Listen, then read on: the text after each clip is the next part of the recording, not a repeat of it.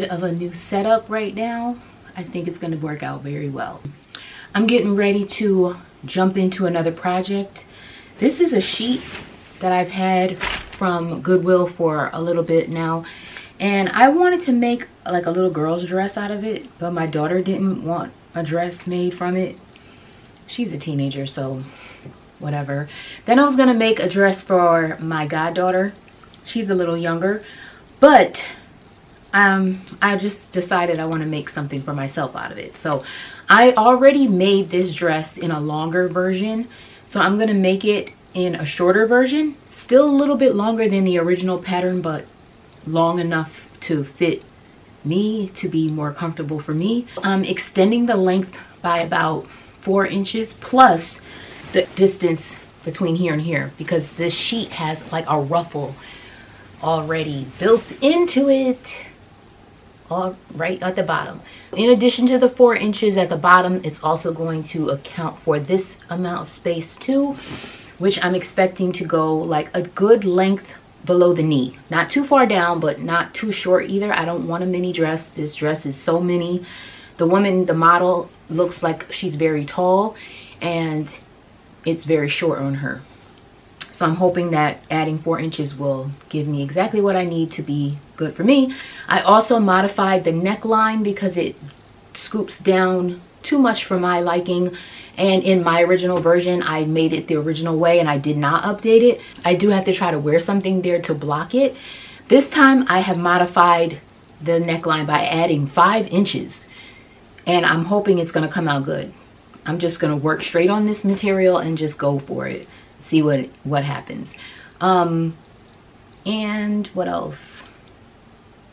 Those are the only modifications I'm making. This dress is so cute, and I think this is probably going to be like one of the last things I make for like summer, because it's such a pale pastel-y pattern and color scheme that I'm going to start getting into my fall makes, fall and winter, very soon. I just want to do this. I just got some pink shoes, light pink shoes, and I hope I can wear them with this dress before it gets too cold. So yeah, let's get started. And first thing I'm going to do is cut out all the pattern pieces. I tried to lay everything out earlier to make sure I had enough, because this is just one sheet. I think it might be a double sheet, but you know, oh, it's a queen. Yes, I never measure, like the instructions or the sewing pattern usually tells you how much material you'll need in yards or meters, and I never pay attention to that. I just eyeball it. So oh, I am going to modify the skirt just a bit as well, because this ruffle part cuts off at a certain point. The dress is very poofy at the bottom, so there's a lot of material, so I'm going to cut off maybe 5 inches on both pattern pieces. There's a front and back pattern piece, and we need 2 of each. I'm going to fold the sheet in half to cut the pattern piece for the front part of the skirt and the back part, and I'm just going to lessen it by just a little bit because there's not enough material for the ruffle. I could probably get the skirt pieces in the full size on a different part of the skirt, but I want the bottom hem to have this all the way around. That's my only stipulation. All right, it also has pockets.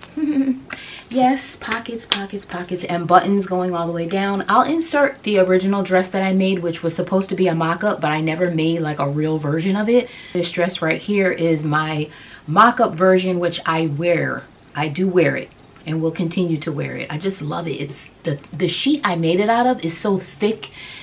It just feels so nice to wear, and it's very comfortable, easy to wear, and it just feels so vintagey. Like I feel like I'm on a prairie town somewhere on the set of Pride and Prejudice or something, and that's my vibe. I'm gonna get started cutting out the pattern pieces, and then after I cut the pattern pieces, I'm going to add all the interfacing. The instructions say certain pieces should be interfaced, and then there's a portion of something else that needs like a double interfacing just on a part of it, which I think is around the pockets. Not that I'm really going to be putting things in the pockets of this. It's just nice to have pockets, but to be using them, I'm not sure. But I'm going to follow the pattern instructions, and then after that I'm going to assemble all the little strips. So the strips need to be used for like the tie around the back, as well as the loops on the side, and the bias binding around the wrists. And then is there any other binding? What else? And then I'll put everything together, starting with the bodice portion, the front and back bodice. Then we'll move on to all the next parts. We'll do the skirt, the facing on the inner lining of the what turns in on the bodice piece, and then add the sleeves, put the bias binding around the cuffs, and oh, no hem, don't need to hem it. Yeah, let's go get straight into it, and then the reveal will be right after. I hope you like this setup. I think this is gonna give a better view of things. That's the idea. And it also allows me to go on both sides of the table, so cutting is probably going to be much easier here as well. I hope you enjoy, and I'll see you in the next one.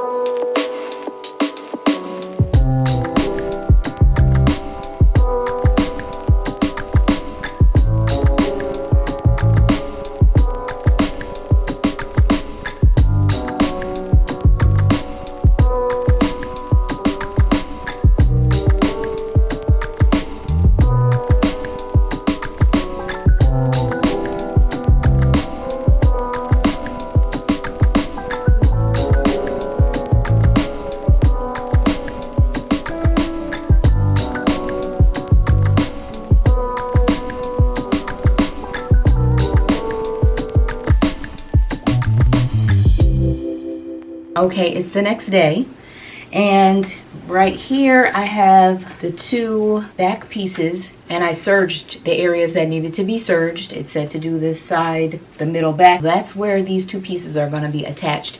I'm just going to clip these together and sew straight down the center back to attach the two back pieces together.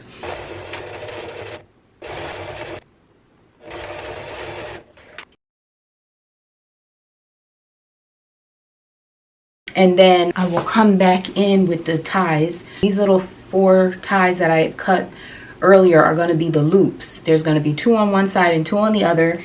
And then the 2 strips here are the ties that are going to attach on each side. So one is going to be attached above the loops on this side, and then this one will be attached above the loops on this side. These will crisscross in the back and go through the loops, and it will tie. And then, of course, we'll have to then add the 2 front pieces and attach those at the side seam and the shoulder. So those are the next steps coming up.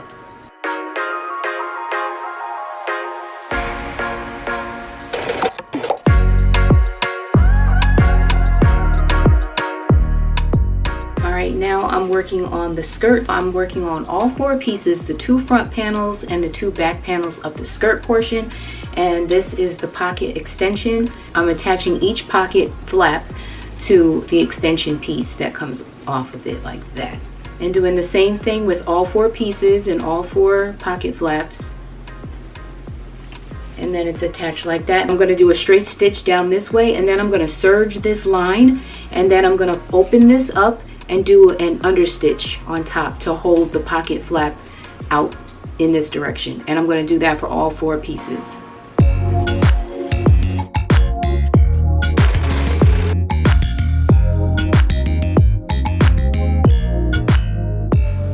Okay, now that all the pocket flaps are attached, now I'm going to attach the sides. I'm going to attach the pocket front to the pocket back. For example, this one is a front panel. I'm going to take this with one of the back panels and put them right sides together like this. And I'm going to sew to attach this together. I'm going to sew straight down this line right here, and that's going to go around the pocket, up, and then straight down the side to connect these two together. And once those are connected, I'm gonna serge the edge and do the same thing to the other side.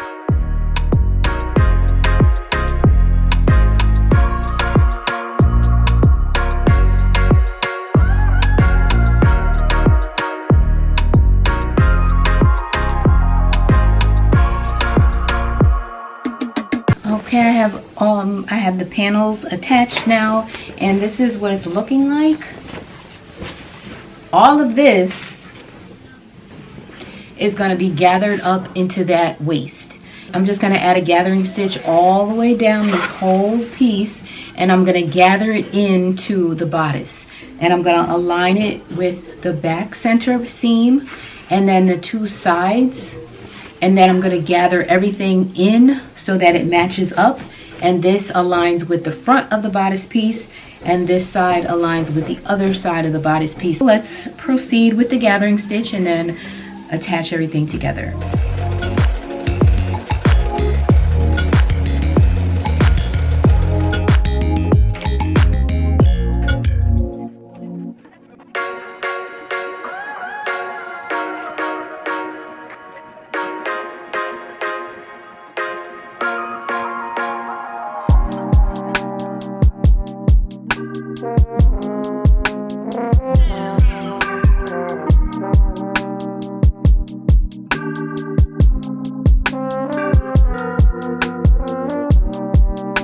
Once everything is connected, I'll lay this down, and then the gathering stitch will go around this way. That'll pull everything together, and then I'll add another gathering stitch around this side, which will pull everything together too. I'll put the bias strip around the wrist to hold that in place.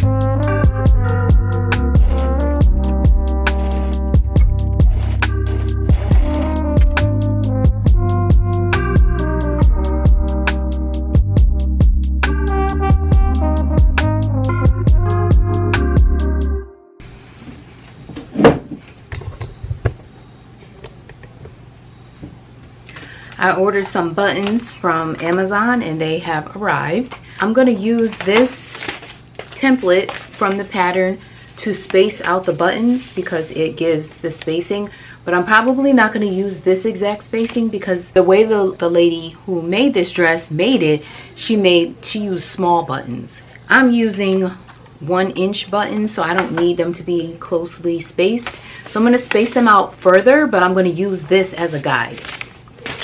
And let me show you what the buttons look like. They're really cute. It comes 6 in a pack, so I got 2 packs, and they have a little bit of sparkle to them. They don't seem like they're going to be very secure though, because the little part where it gets sewn in is like teeny tiny. Silver on the back, and here is the button. I'm going to proceed with adding these on, and I'm just going to use my machine, I think, to put the buttonholes on, and then I'll hand sew, of course, the buttons, and then I'll be all done. Thank you so much for watching. Thanks for being here, and I'll see you in the next one.